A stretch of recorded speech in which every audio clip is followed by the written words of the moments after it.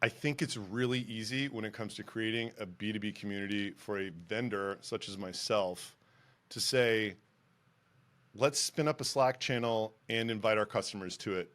And money will just come flowing in, right? Like it's really easy to look at good communities that just happen to be in Slack and think that that's what it is, but that is not what it is. And I think, some problems with these communities can start happening when basically like the goal is to drive sales, because that is by definition the opposite of what community is. Community is about, in my opinion, it's about giving and creating a venue for people to connect with others and expecting literally nothing in return. A bad community is after you invite your customers, the conversation is about your product and features in your product, which that's just not, no one cares, right? Like no one cares about your product. Like the only reason they might care about your product is if it helps them in their life. And, being so myopic as to focus on your product, it's just against the spirit of community, because it's like, it's all take and no give.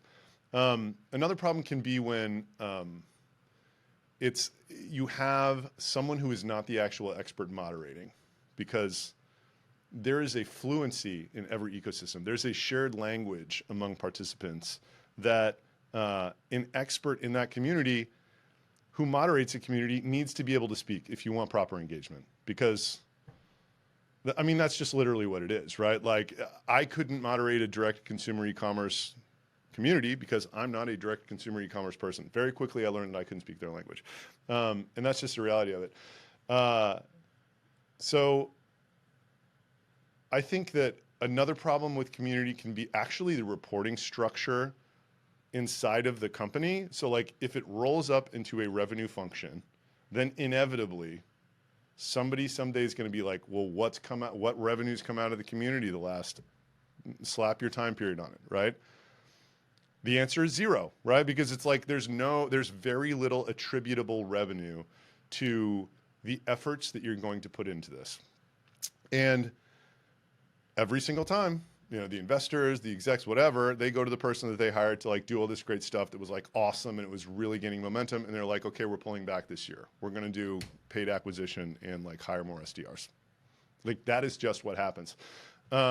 So all of that is what I consider bad. So then it's like, what is a good community? I think a thriving community is customers and non-customers, especially if it's hosted by a vendor. And most importantly, it is built around subject matter expertise and topics rather than a product and features, right? And supporting that product and features. So I think I'm going to say it. I think a prerequisite to moving a community into a space where somebody actually owns it, whether it be an influencer, a vendor, or someone else, is that you actually know how to build community. In building community, the only way to do it, as far as I'm concerned, is like you start writing on social and you grow your audience, and it's real people and they have real titles, and it's not just these, pods where people are engaging and commenting on whatever. Like it is your ecosystem validating your ability to grow your audience. If you can do that, then I think you have earned the right to ask that community to participate with you somewhere else. If you cannot do that, your community will fail, full stop. That's my belief. So go learn how to do this. It's a skill. It took me a year. So with the community we're making, Santosh and I are literally going to moderate it. And I think this does a couple things. One, we are definitely experts in what we're talking about. And like, we know that we know what people care about because they're showing us on LinkedIn.